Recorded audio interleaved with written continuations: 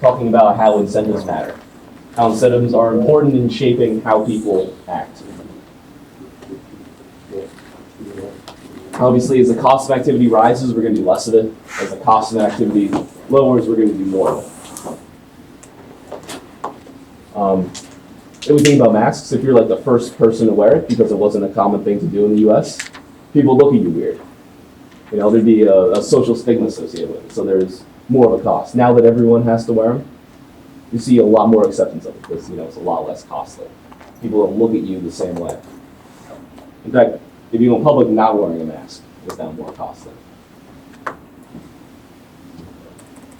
So we ended talking about how obesity is rising in America, about the idea of moral hazard. Because people have health insurance, it's relatively less costly to be obese.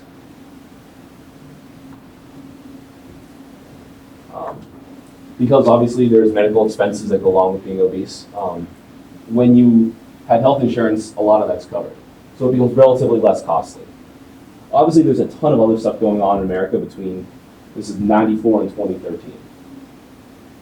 All of the changes in diet and culture, age, distribution of American citizens. But having health insurance plays a role in that. And researchers have found that holding constant all the other factors, so if you just compare someone with health insurance and the exact same like age, gender, income, job, like all that stuff, everything's the same except for whether they have health insurance or not. The person with health insurance is going to be more obese than the person without health insurance. And they're basically responding to economic incentives. It's become less costly, so they're more willing to engage in this behavior that leads to obesity. And we have a specific name for this. It's called moral hazard, where something like insurance lowers the cost of doing something bad. People are more willing to do something bad. One example is just look at Wall Street. At first, I just had the picture up from Wall Street, but that movie's from the 80s, and I assume like none of you guys saw it, so I put up The Wolf of Wall Street. I'm assuming that's still a popular movie. So there's an idea from like the previous financial crisis of banks that are called too big to fail. Now, you guys don't need to know about too big to fail for the exam or anything. It's just an example to illustrate this. That there are some banks that are considered so large and so important that if they fail, they will be catastrophic for the economy. So basically, if they go bankrupt, you guys can't go to the ATM and get cash out. You can't swipe your debit card and buy stuff.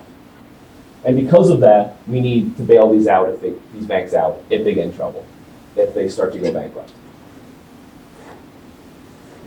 The problem with this is, once banks know that they're going to get bailed out because they're too important, they can now take on more risk. The cost of risky investments is much lower, so they'll be more likely to engage in it. We saw the first bailout of a large financial institution back in the 80s. It was Continental Illinois was going bankrupt. The Federal Reserve stepped in and saved them.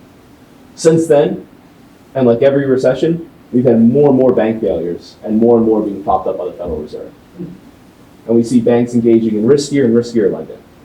That's the idea of moral hazard, that because there's this backstop, there's, whether it's insurance, and banks do insure their bad investments that they think are going to be risky, or whether it's that implicit guarantee from the Federal Reserve and from the federal government that we're not going to let the bank go bankrupt, that they're engaging riskier and riskier investments.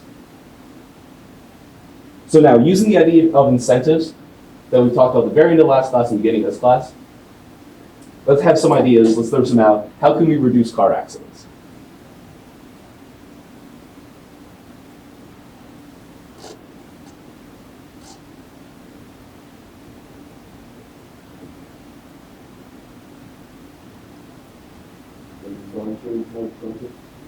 Car insurance more expensive to reduce moral hazard, right? That's one idea. That's absolutely right.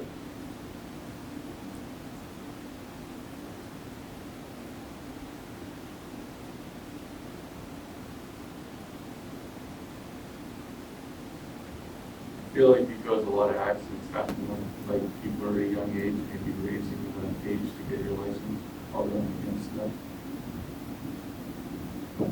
That would definitely help. I don't know how that fits in with incentives. It's kind of like how you can't rent a car till like 25, or they make it super difficult to rent a car Yeah. because they know you're going to get, or you're much more likely to get in a car accident. Yeah. So they're just kind of cutting you off. That's definitely one way to reduce it. Really cost cars. To make cars in general more expensive. And then if you get an accident, it's that much more costly. You have to buy a new car. Giving car owners like the surplus of money, like when they're not in accidents and stuff. So incentivize them to do good, basically. There's some car insurance companies that do that. They lower your car insurance rates if you put that thing in your car to show them you're a good driver. Like if you don't have an accident for a couple of years, that you have to pay less for your car insurance? I don't know what that's. Same basic idea. If you're safe, reward you. So you're encouraging that. Any kind of off the wall or more creative ideas? These are all great ideas.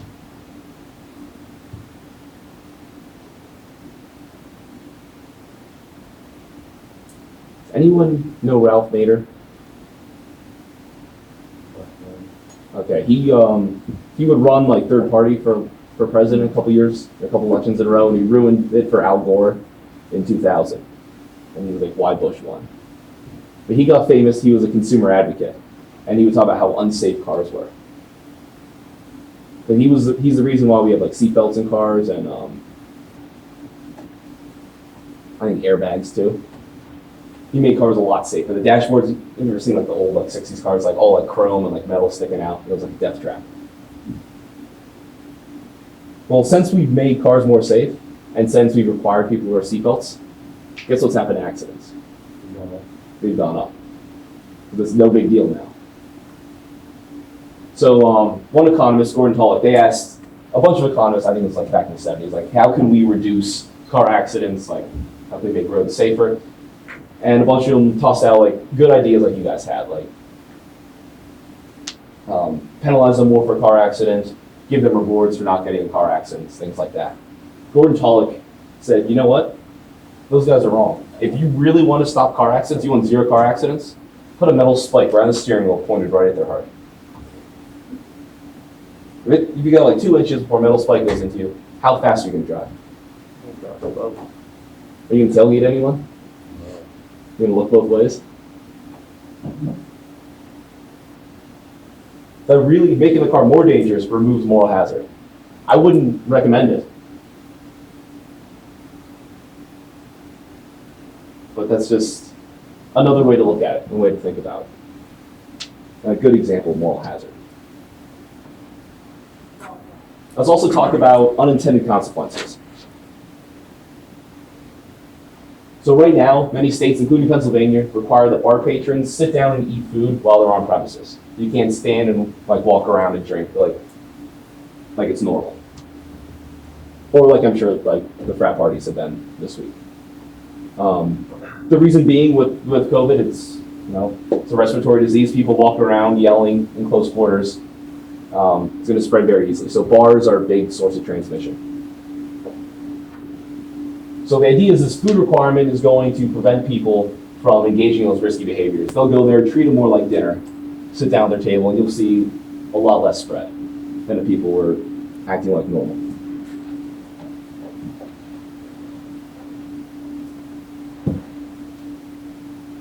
And the idea is basically, like I said, to treat it as a restaurant. Even though people are allowed to go there and drink, limited capacity, sitting at a table with a couple friends, they're not walking around mixing and mingling. But what really ends up happening is people start going and just buying cheap food. The cheapest thing on the menu, something small so they can sit there and drink all night. They can make it more difficult for you to drink, but if you want to drink, you're going to do it.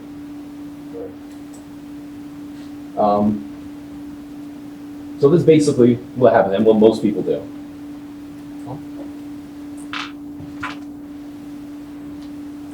So in New York, Andrew Cuomo has been like the strongest on this. So he put some pubs put like Cuomo chips and salsa on the menu or Cuomo croutons where you just buy like $1, like really small amount of food, and then you can sit there and drink all night. Which is following the letter of the law, but not the spirit. He wanted you to get in and out and just have drinks with dinner. So Cuomo ended up declaring some food not meals. Like he said, you can't just have chips, like you need chips and salsa, you can't do this. And he declared buffalo wings were not a meal. Obviously, everyone in Buffalo got pissed off about that because that's their culture. That's really all they have besides breaking those plastic folding tables at Bill's tailgates. I don't understand what those white plastic folding tables did to the people of Buffalo. Like insulted their family or something, but they have a crazy grudge against them. You see when they were playing Jacksonville in the playoffs a couple years ago? Jacksonville, like the city put out an ordinance that like you had to have a Florida driver's license in order to buy one of those tables.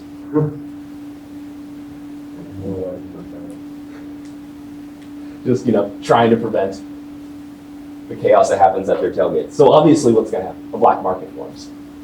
Florida residents start buying those tables and selling them illegally for like twice the price.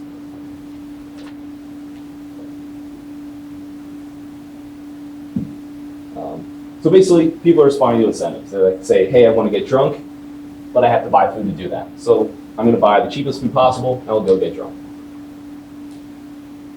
This isn't the first time we've seen this happen. There's the idea of the Rains sandwich. There's Mac from It's Always Sunny says, shit don't change. This was 1896. New York instituted anti-drinking laws. They wouldn't let people drink on Sundays. Or they tried to minimize drinking on Sundays as much as possible. And back then, workers tended to work 6 days a week, so their only day off was Sunday. So that was bars, like big business day, and people's pretty much only day off to like drink and have fun.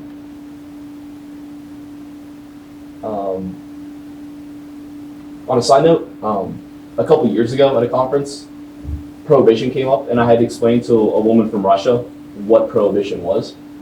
And after about 5 minutes, she was confused and then horrified that that could possibly be a thing. Also in Russia, in like the past 10 years, they started considering beer an alcoholic beverage. Yeah. Anything under 50% is not considered alcohol. They call it a soft drink.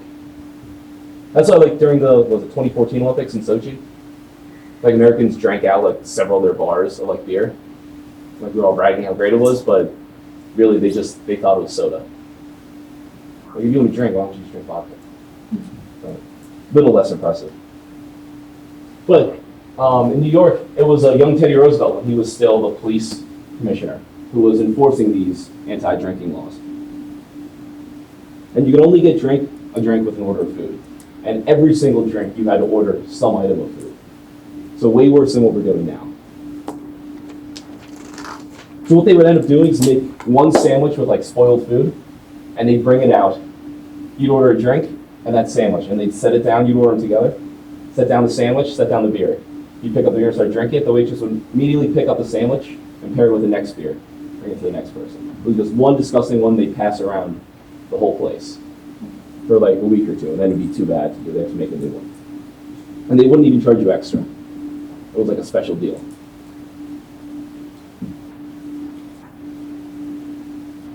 And they also made another rule that hotels, if hotels had a bar, they could stay open on Sundays to serve patrons. So every single dive bar in New York started offering fake rooms to sell to people to stay there.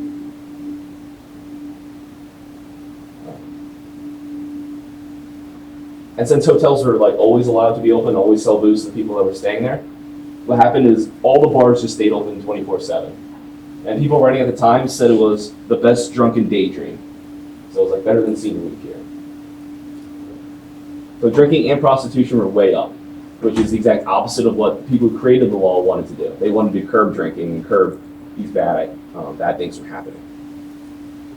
So the lessons from this is first, people respond to incentives, but not always the way you want them to. You may want them to stop drinking, so you make them buy food, but now they're just going to buy more food. We'll talk about this idea more later when we talk about the market for drugs. We'll go through how the market for illegal drugs work and how our drug policy affects that market. And also highlights the unintended consequences of policies. The idea was to curb drinking. Instead, we see prostitution increase. We now have the police more busy. They need to maybe hire more officers, keep more officers on at all times, maybe spend more to expand the jail. More lawyers are getting paid to defend all these people getting arrested. There are a lot of unintended consequences and costs being associated with this law. And eventually, the early 1900s, they got rid of the law because it wasn't working. Now, the next guidepost to economic thinking is the seen and the unseen. So obviously, when you use the tools of economics to look at policy, to try to understand what's going to happen and how it's working, there are easily observable consequences of actions. These are like the initial goals that the policymakers make. Or that, say, a firm like changes their product or changes their pricing, there's obvious consequences that are going to happen from these actions. And there's also unobservable consequences. So the tricky part, and what good economists do, is they think about what's going to happen next. We make this change, this is going to happen. That's the scene, that's the easy part. But then what is that change effect going to have on other things down the line? So you can have one action, say it's a purchase, a price change, a new law, that ends up changing people's incentives. And once you change their incentives, people's actions are going to change. So a particular policy, it might have a really good result in the short run. The first couple weeks of that Raines Law in New York in the 1800s, there was a lot less drinking. Once they figured out how to get around it, the patrons, the bars, the hotels, we see other things happening. We see side effects that aren't easily anticipated ahead of time. And that's why this can be tricky. So even though there's one particular group in the short run, in this case it was teetotalers that wanted a calm neighborhood, they didn't want a lot of drinking, it changes the incentives for other groups and encourages them to act in costly ways for society. And we see this happen all the time. So it can lessen the positive effects of any policy. So an example, the financial crisis again. Normally in the falls I get to teach a money banking class, and I don't. It's not offered this semester. So I guess that's why I'm putting in so many financial stuff, these first couple classes. Back in the 1990s, Congress kept passing laws encouraging Freddie Mae and Fannie Mac to buy subprime mortgages. Fannie Mae and Freddie Mac, basically what they do are they're government-sponsored enterprises that basically buy up mortgages from banks so banks can lend more. Because, that's the American dream, is owning your own house. But Congress wanted more and more people own houses and wanted poorer and poorer people that had worse and worse credit. So it's a good thing, We're going to increase home ownership. It's going to be great. We'll just have Freddie and Fannie buy it, and then banks will be free to lend, and they don't have to worry about this. And this is great in the short run. But in the long run, this changes incentives. Now banks, because Freddie and Fannie are required to buy more and more, so a higher percentage of their portfolio has to be subprime. Has to be these super risky borrowers that probably aren't going to pay back. Banks are going to start writing mortgages to anyone, no matter what their credit is. And that's what we see happen, because that's what they were incentivized to do, because they know Freddie and Fannie are just going to buy it. There's zero risk to them. So these are unintended consequences, and obviously being very costly for society in 2007 when everything crashed.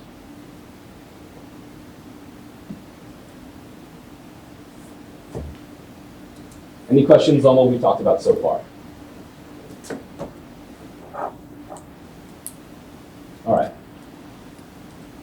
The next idea, next guidepost, is the fact that value is subjective. It's like that old quote that beauty is in the eye of the beholder. But basically, the value of a good is not inherent in the good itself. It's based on each individual's preferences. It's how well it fulfills a person's need determines how much you're going to be willing to pay for it, how much they're willing to trade for it. So if I really like something, I really value something, I'm going to value it highly and be willing to pay a lot for it. Whereas if it's not something you want, you won't be willing to pay a lot of money for it. A quick video of a guy explaining it so you can get a break from my voice.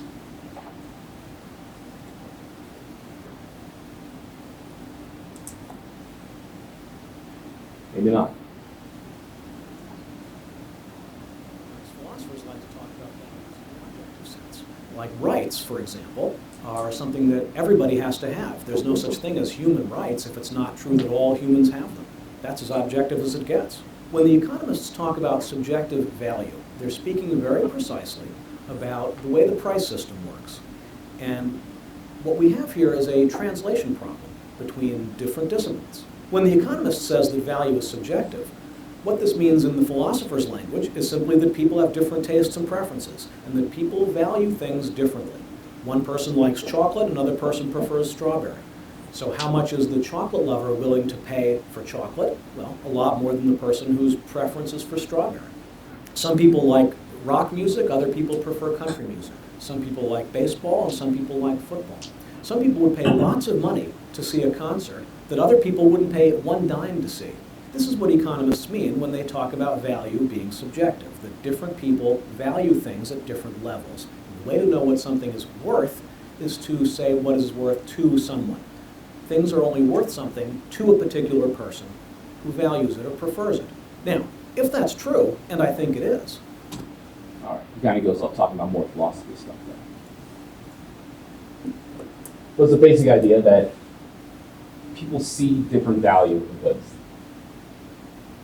I was a big DC Defenders fan for the XFL. So I went to the opening game. I bought some DC Defenders gear. I'm super happy The Rock bought the league and might be coming back in the future. I'm guessing there's a decent number of people in here that don't care about the XFL, didn't watch it, didn't want to go to the games. So I'd be willing to pay much more for a ticket, much more for the merchandise, than some of you would be willing to pay for it. And that's the idea of subjective value. Because we all have different needs, we all have different preferences, all have different things we like. It seems kind of weird talking in an econ class where we focus so much.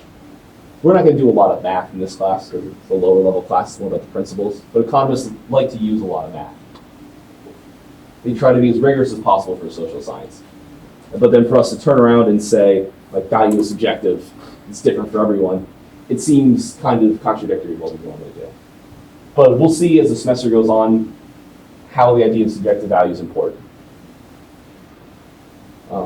Like I said, labor is not inherent in goods. For the classical economists, like these are like the first ones, like Adam Smith, they believed in what's called the labor theory of value, that the value of a good was determined by the cost of labor going into it.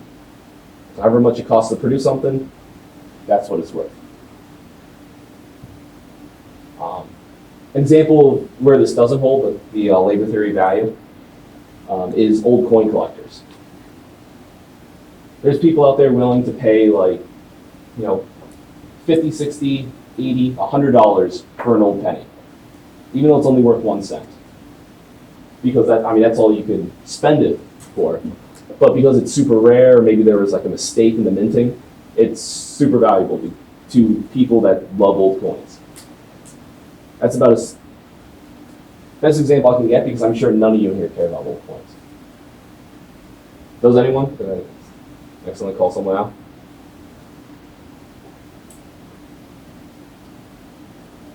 Okay, so subjective value is what makes mutually beneficial exchange possible. When two parties to a trade, or your typical purchase, are free to come together and to trade, they're both made better off as a result of that trade. So if I forgot to bring my lunch today and I want to run up to Frankie's and grab something, we're both made better off in that transaction because I would rather have food than money. Because I guess you can eat money, but it's not going to satisfy you. And they want money to pay their employees and to pay, if the whoever runs the catering at St. Francis. If they're a publicly traded company, maybe they want to pay their shareholders. We can, does anyone eat that pizza shop in town yet? The one right over there? All right. The old one went out of business. I like the old one, but I haven't had a chance to go there yet.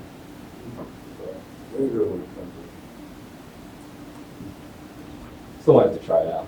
You can't run to the LPG in your lunch break because it takes them 45 minutes to make your food.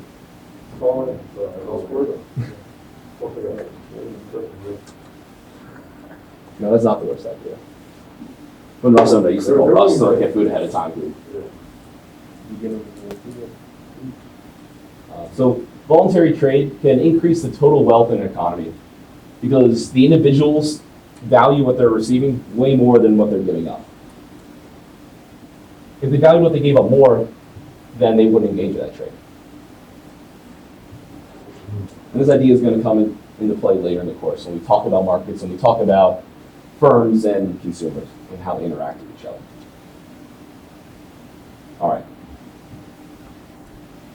Next is the diamond water paradox. So can anyone tell me why diamonds have a higher exchange value than water? And this is a super old thing. That's why I say diamonds are mere frippery. It's a weird phrase to hear nowadays. But diamonds are just for decoration. They don't help you do anything. But you need water to live. Diamonds are more rare. Hard to make. That's one thing. They're more rare. They're hard to make. So there's not a lot of diamonds in the world. Also, when you're choosing between a diamond and some water, you're not choosing between all the water in the world and all the diamonds in the world. It's not like all or nothing. You're thinking it's, remember the marginal analysis. Do you want this extra glass of water or this extra diamond? So if you're offered a choice between a cup of water and a handful of diamonds, most people are going to choose the handful of diamonds because the marginal utility of those diamonds is going to be higher than the marginal utility of that next glass of water. Obviously, based on a person's situation, this can change. So if you were like super rich and had like a room full of diamonds, you may not want the diamonds. If you were crazy thirsty, like you were going to die, you may take the water over any amount of diamonds because what's it going to help you with death?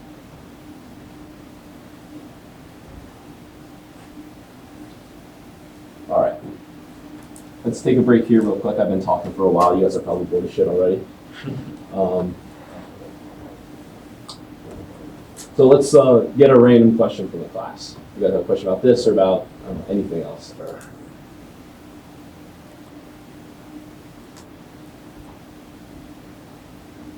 What do you like the exercise the most? So the games move really fast compared to the NFL. There's like a lot less downtime in between. It's fun seeing players you haven't heard of in like 5 years. I like seeing them actually go out and play. Like the Defenders quarterback was like Cardell Jones. It helped that he was like the best quarterback in the league. Some of the games or some of the quarterbacks are a little rough to watch. Also, like the stadiums were a lot smaller, and the fans were a lot rowdier. Yeah. So like the Defenders fans, they had like the beer cup snake that they would like pass through the stands.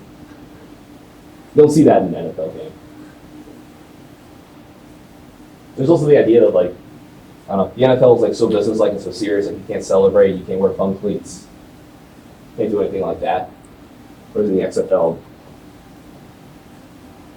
they got sideline reporters like sprinting across the field like right after a play, like talk to people. Like, Yeah, but like they do it and Mark is always continues to offer all the players. Yeah.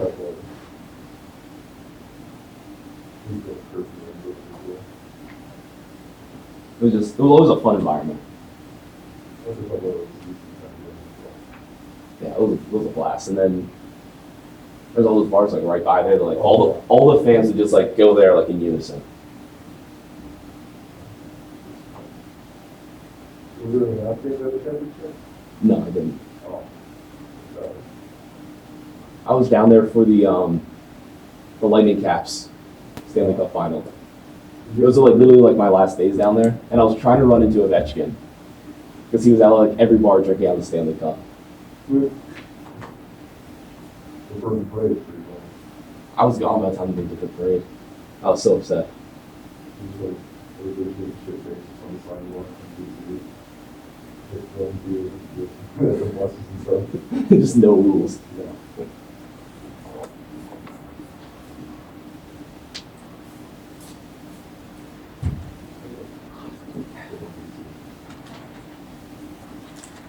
Okay, so what the final guidepost to economic thinking. Information is costly. So information helps us make better choices. Like if you buy a pear and you bite into it, it tastes like sand. If you had that knowledge ahead of time, if you knew it wasn't going to taste good, you could save the money and make transactions a lot easier. You make a better choice. But it may take a long time to learn that. You may have to like feel a bunch of them to like see like whether they're soft or hard. It'll tell you if it's going to be a low quality pear, and that's a lot of time wasted for 25-cent pear. So it can be very expensive to acquire information, and the perfect or complete information is not optimal. because the amount of time it would take you to gather that and the cost of gathering all that information would be far more than the cost of getting a bad product in most cases. Depending on the downside risk, you will gather more or less information. So if you're buying a new car, if you're buying a house, you're going to spend a lot of time trying to figure out if that house or if that car is high quality. If you're going to a restaurant for a meal, you're trying a new restaurant, you don't need complete knowledge. You don't need a lot of knowledge. You might just say, hey, that looks cool, I'll try it. Because you get a bad meal out, it's not that big of a deal. You're not going to die unless it's like poisoned or something. So what's the implication of this? So since information is scarce and it's difficult and costly to gather, uncertainty and information asymmetry are a fact of life. We're never going to be 100% sure if what we buy is going to meet our needs, or if what we do is going to be the right thing to do.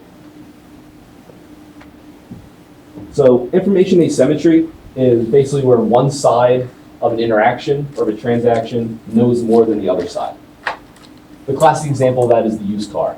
You go to a used car lot, the used car dealer, I don't know, like a real slimy, like Danny DeVito looking guy, knows whether the car is good or not. You can't tell from looking at it. What? I like Danny DeVito. He played a greasy like used car salesman in the movie. Yeah. I mean, if you want to imagine a greasy used car salesman, you think of him. Yeah, I'll be jealous. He's a sociopath. Exactly. They based you off of him. They're like, what if we made It's Always Sunny a horror show? Oh, shit. Yeah, she went that for a little bit. Information asymmetry, it's a fact of life, but it's also an opportunity for entrepreneurs. You take Dean Fry's marketing class, he'll talk about entrepreneurs like the whole time. But they have a very important place in economics and economic analysis. If there's an opportunity, there's information asymmetry. If someone can figure out how to reduce that for people and charge them a small fee, they can make a good amount of money. So you imagine a commercial for Carfax. A little bit of money, they'll tell you what's going on. And now, like every single used car dealer, like gives you the Carfax just straight up. So you know that they're not trying to hide anything. So it reduces the information asymmetry. Now people buying used cars have a lot more knowledge about what's going on with the car. So they can be more comfortable making the purchase. Now, along with information, there's also the idea of tacit knowledge.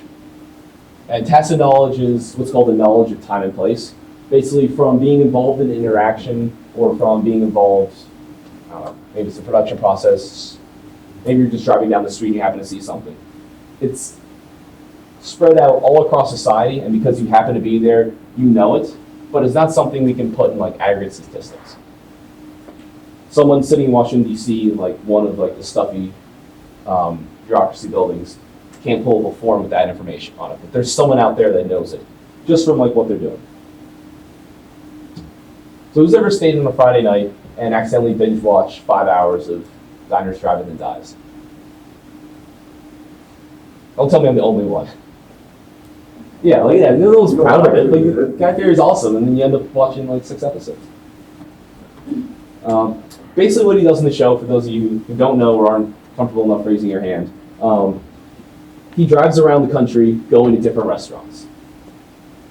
And at those restaurants, he interviews the chefs, like sees how they cook the food, and they walk you through the process of what they do, what makes them special from other places. And obviously, he's going to eat the food. That's a dream job for a lot of people. Even if you do have to have the crazy frosted tips and the weird, like, chin hair. He learns all about how different cooks make all these like amazing creative meals and how they have these awesome like themed restaurants, and he gets to taste all the food. So let me ask you, what's the best restaurant in the U.S.?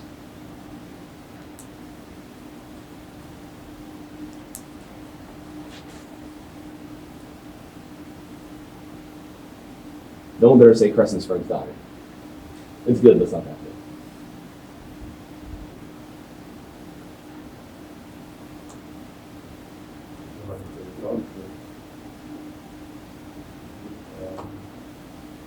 I say Bruce Chris. Bruce Yeah, Chris? Bruce Chris or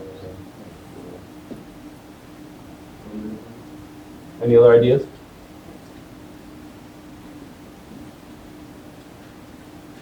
Why is it so tough to answer that question? What? It's opinion based. How many have eaten at every single restaurant in the U.S.? Yeah, so it's very difficult to get the information. The same thing, what's the best dish? What's the best cooking method for pastrami? It's the last episode of Triple D, the guy cooked his pastrami like in a quarter of the time that most people do. The guy was shocked by it, but he said it tasted good. So there's restaurant owners, there's cooks, patrons, celebrity chefs. All these people can only eat so many meals at so many different restaurants. So it's going to be next to impossible to gather all this information to really determine what's the best restaurant. This is tacit knowledge spread out all across the country. I can tell you there's this awesome shack on the bay in San Diego that sells this amazing mahi sandwich. But I can't tell you, that was one of the favorite meals I've ever had, but I can't tell you that's the best restaurant, but that was the best dish in the U.S. Because no one can aggregate all this knowledge and bring it together. And there's so many restaurants I haven't tried. So basically what Guy Fieri does in his show is he gathers this knowledge for us. So it's an easy way to gather all the best restaurants in the country and then disseminate that knowledge. And it's super low cost for us because first of all, it's entertaining, or at least it's supposed to be entertaining. And the cost of actually viewing the show is spread out, and really the cost of us is what? Cable subscription and watching commercials. We can never do it ourselves and have a normal life. So just an example in the real world, how knowledge is spread out and how it's very difficult to collect it all.